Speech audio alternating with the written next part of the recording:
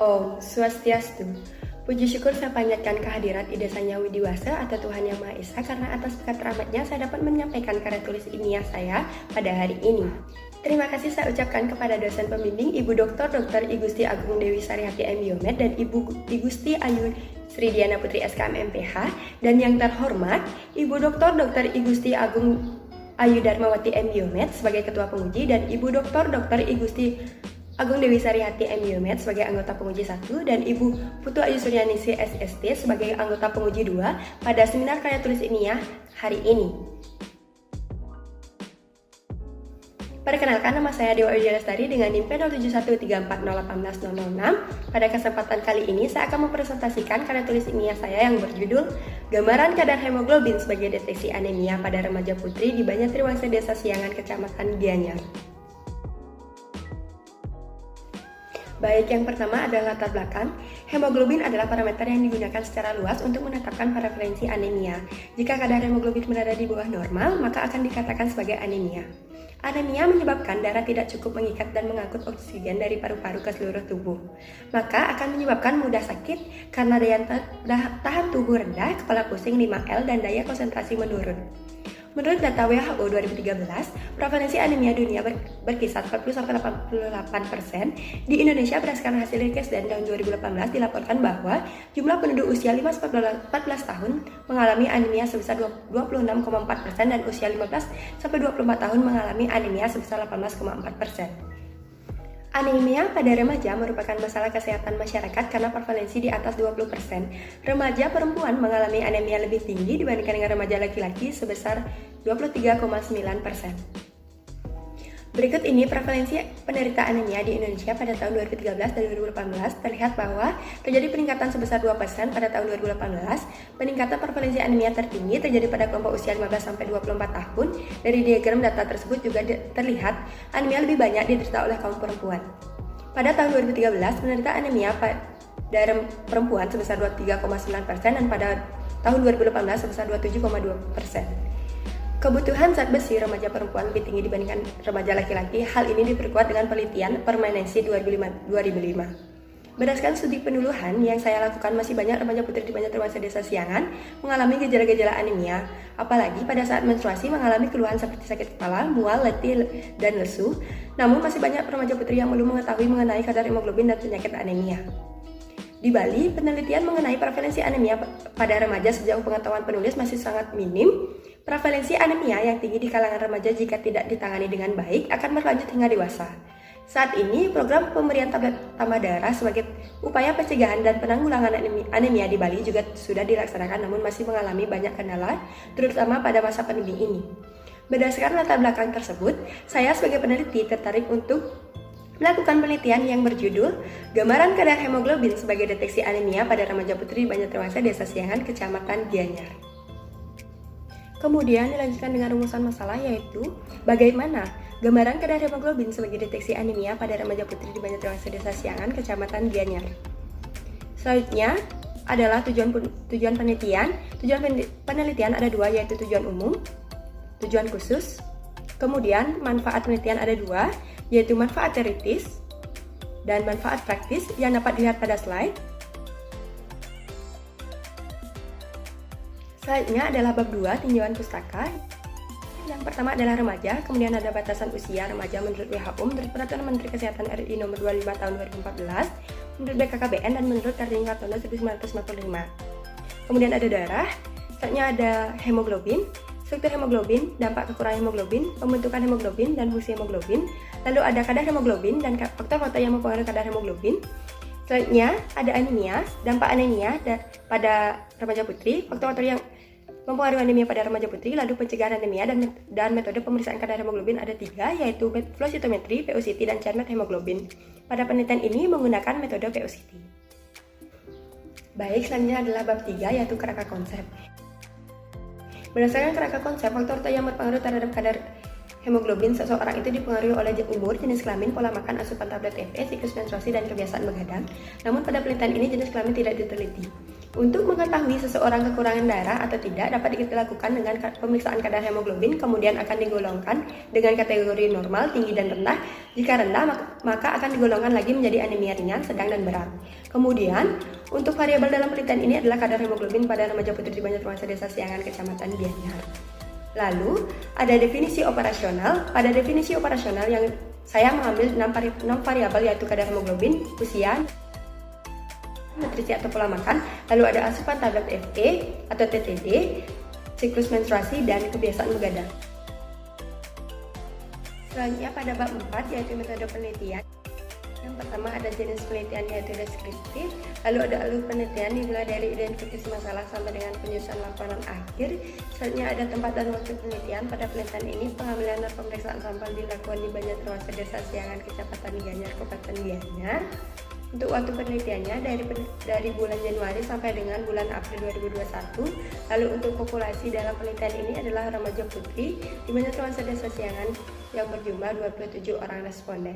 Kemudian untuk unit analisis responden ada dua, yaitu kriteria inklusi dan kriteria eksklusi yang terdapat pada slide.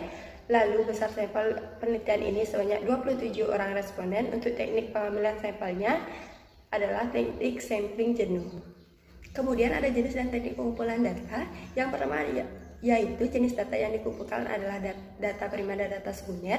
Yang kedua adalah teknik pengumpulan data. Pada penelitian ini dengan wawancara, kuesioner, dokumentasi, dan pemeriksaan kadar hemoglobin menggunakan alat kit Esitos GCAB dengan metode POCT.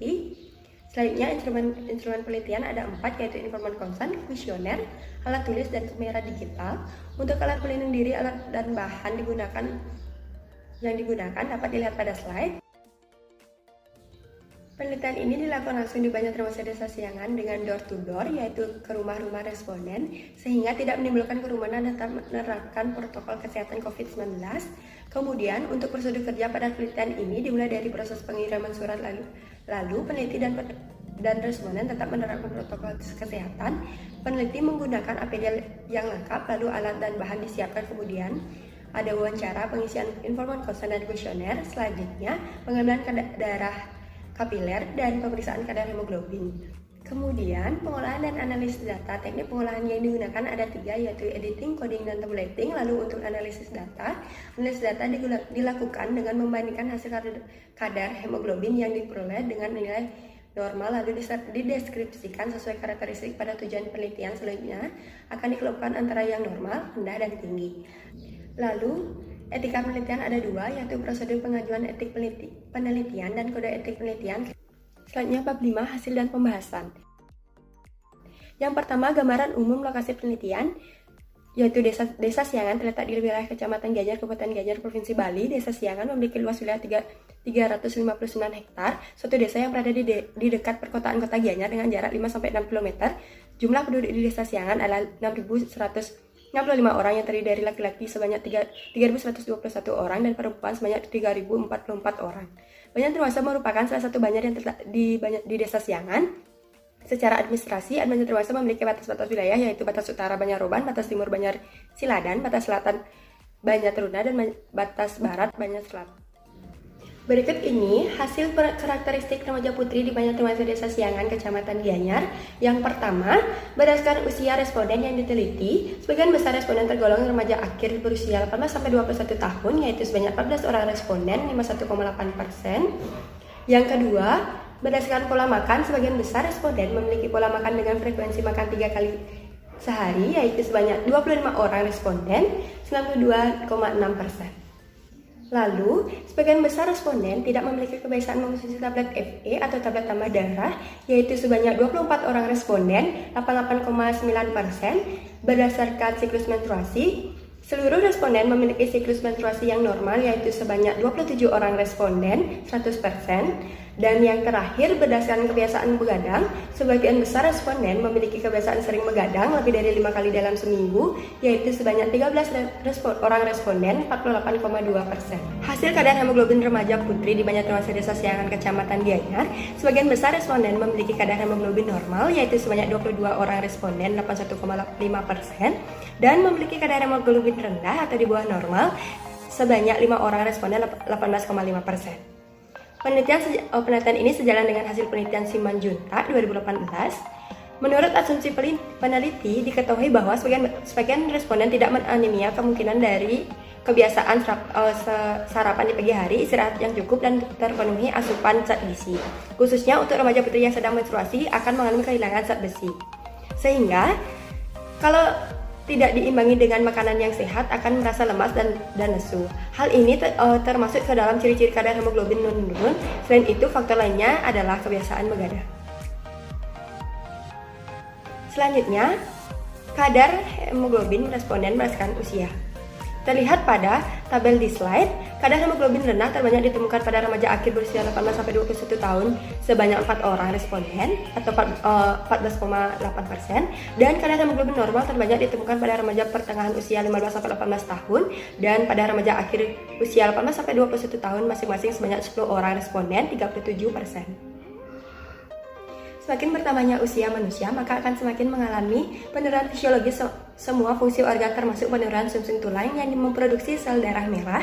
Selain itu, disebabkan karena cadangan zat besi yang diakibatkan oleh kebutuhan nutrisi yang tidak tercukupi sehingga kadar hemoglobin yang dimiliki semakin berkurang.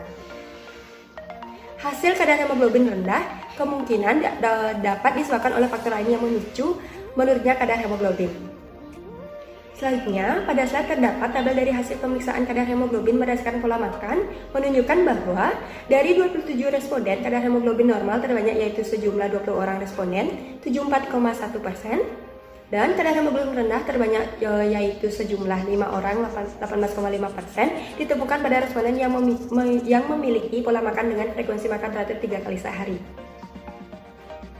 Pola makan dengan frekuensi makan 3 kali sehari merupakan kebiasaan makan yang baik, karena dengan frekuensi makan yang sering akan semakin besar kemungkinan terpenuhinya kebutuhan zat besi. Menurut Dumila 2017 menyatakan bahwa faktor penyebab menurunnya kadar hemoglobin tersebut dapat disebabkan oleh faktor lain seperti aktivitas yang padat dan kebiasaan lainnya yang berdampak bagi kesehatan seperti begadang yang mampu mempengaruhi kadar hemoglobin pada remaja. Hasil penelitian ini tidak sejalan dengan penelitian Megawati 2016 dan Utami 2015 yang menyatakan bahwa remaja putri dengan pola makan kurang baik mempunyai status anemia, sedangkan remaja putri yang memiliki pola makan baik tidak mengalami anemia. Dari hasil pengumpulan data diperoleh rata-rata jawaban yang diberikan oleh responden yang tidak memiliki pola makan dengan frekuensi makan 3 kali sehari bahwa kurangnya nafsu makan, terlalu sibuk bermain handphone, diet, dan lebih banyak makan makanan ringan seperti ciki-cikian. Kemudian, hasil pemeriksaan kadar hemoglobin berdasarkan konsumsi tablet FE atau tablet tambah darah menunjukkan bahwa dari 27 responden kadar hemoglobin normal terbanyak yaitu sebanyak 19 orang responden 70,4%, dan kadar hemoglobin terendah terbanyak yaitu sebanyak 5 orang 18,5% ditemukan pada responden yang tidak mengkonsumsi tablet FE atau tablet tambah darah. Jadi, dapat dikatakan bahwa mengonsumsi tablet FE darah tidak memiliki hubungan yang cukup besar untuk menentukan kejadian anemia pada remaja putri dan dapat dilihat dari faktor-faktor lainnya. Penyebab lainnya kurangnya informasi dan pengetahuan mengenai tablet FE serta manfaat tablet FE yang dikonsumsi pada saat menstruasi. Hasil penelitian ini sejalan dengan penelitian NASTI 2012 yang menyatakan bahwa tidak adanya hubungan yang bermakna antara konsumsi tablet FE dengan kejadian anemia pada remaja putri. Namun, tidak sejalan dengan hasil penelitian Eka Pratiwi 2015. Selanjutnya, tabel hasil pemeriksaan kadar hemoglobin berdasarkan siklus menstruasi menunjukkan bahwa dari 27 orang responden yang diteliti responden dengan siklus menstruasi yang normal memiliki kadar hemoglobin normal terbanyak yaitu sebanyak 22 orang responden 81,5% dan memiliki kadar hemoglobin rendah terbanyak yaitu sebanyak 5 orang responden 18,5%. Hal ini sejalan dengan hasil penelitian Dian 2011, Kirana 2011, dan Siahan 2012 menunjukkan bahwa tidak terdapat hubungan yang bermakna antara siklus menstruasi dengan kejadian anemia. Pola menstruasi bukan satu-satunya faktor penyebab anemia. Menurut DB 2009 menyebutkan faktor risiko anemia meliputi peningkatan kehilangan menstruasi, simpanan zat besi yang buruk, ketidakcukupan gizi, asupan vitamin, pengetahuan remaja, dan peningkatan kebutuhan. Walaupun seseorang memiliki pola menstruasi yang baik, namun tetap diimbangi dengan konsumsi gizi yang baik, pola hidup yang baik dapat menghindari kejadian anemia. Selanjutnya, hasil pemeriksaan kadar hemoglobin berdasarkan kebiasaan begadang menunjukkan bahwa dari 27 orang responden yang diteliti, kadar hemoglobin normal terbanyak ditemukan pada responden dengan kebiasaan begadang lebih dari 2 kali dalam seminggu, yaitu sebanyak 12 orang responden 44,4%, dan kadar hemoglobin rendah terbanyak ditemukan pada responden dengan kebiasaan sering begadang lebih dari 5 kali dalam seminggu, yaitu sebanyak 5 orang responden 18,5%. Pada saat kita tidur, di dalam tubuh kita terjadi perbaikan sel-sel yang rusak. Apabila durasi tidur kita kurang dari waktu yang ideal, hal ini yang akan menyebabkan proses pembaruan sel-sel tersebut akan berjalan secara tidak maksimal dan akan mengganggu proses pembuatan hemoglobin, sehingga jumlah hemoglobin yang diproduksi tidak akan mencukupi kebutuhan tubuh kita. Terakhir, bab 6 yaitu simpulan dan saran. Berdasarkan hasil penelitian yang dilakukan terhadap kadar hemoglobin pada remaja putri di Desa Siangan, Kecamatan Gianyar, maka dapat diambil kesimpulan sebagai berikut yang dapat dilihat pada slide PPT di samping. Yang pertama, yang kedua, yang ketiga,